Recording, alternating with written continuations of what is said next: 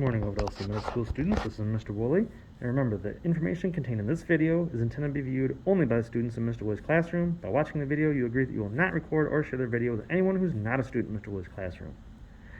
Okay, we are continuing on with surface area today, lesson 22. And the first thing we want us to do is find the surface area of this pyramid.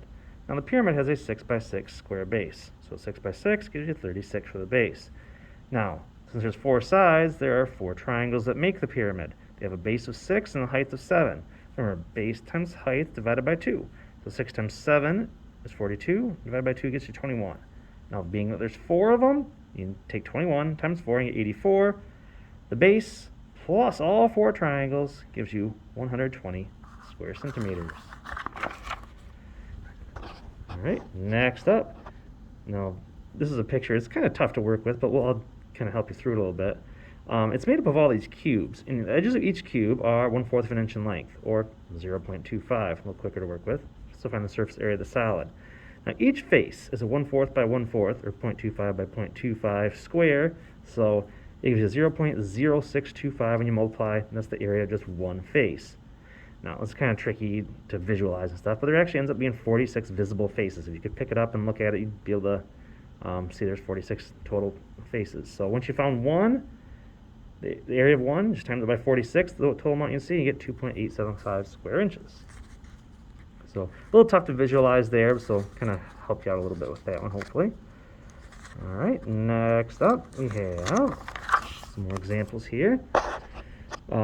Surface area of a net here of a triangular pyramid. It's got a triangle for a base right here, and all the sides are the exact same. They're all made up of all the same size triangles. So you have a base of 9 and a height of 7 4/5, or what we're going to call 7.8.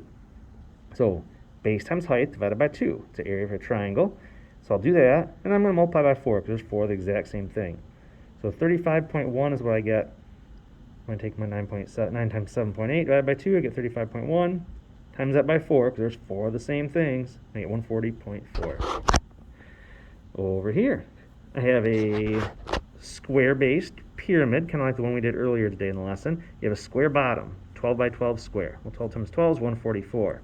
Now, the rest of these are all the same. They got 12, 12, 12, 12, and they have a height of 14 3/4, which we're going to convert to 14.75. So, base times height divided by 2, and I get 88.5, but there's 4 of those triangles. I got 1, 2, 3, 4 of them, so I'll times it by 4, and I get 354. So take my square and all 4 of the triangles, add them all up, I get 498 square inches. All right, now I have a trapezoid type of prism. All right, so what we're going to do is first start with our left rectangle. So this 4 by 9 rectangle on the left side, that's 36. The slanted rectangle, it's kind of overhanging a little bit. All right, we're going to call that 4.2, but it's still 9 for a measurement this way. See how this measurement's 9 means this measurement's 9 also. So 4.2 times 9, 37.8.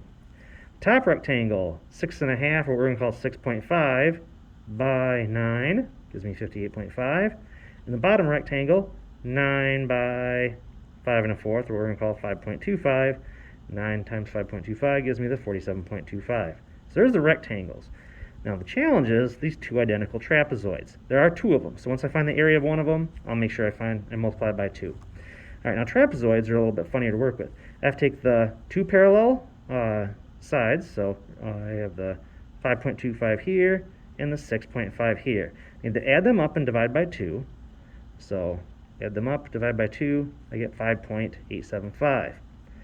Now, then I have to multiply it by the height, which is going to be a 4, and I get 23.5. However, since there are 2 of those trapezoids, one in the front and then one in the back side, I have to multiply that by 2 and I get 47.